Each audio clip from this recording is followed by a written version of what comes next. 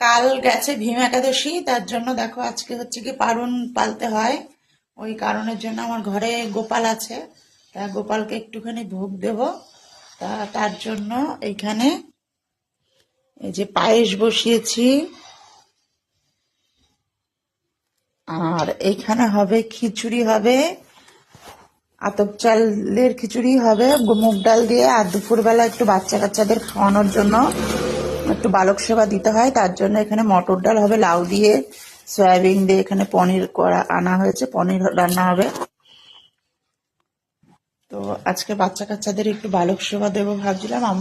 একা তো দিচ্ছি না, আমার মেজো যা আর আমি আর আমার মানে আমাদের বাড়ি তিনজন, তিন ঘরে তিন বউ মিলে একটুখানি বাচ্চাদের খাওয়ানোর আয়োজন করা হয়েছে। আর আমার গোপালের ভোগটা আমি দিচ্ছি রান্না করে। ঘরে যেহেতু গোপাল আছে, ওকে তো দিতেই হবে।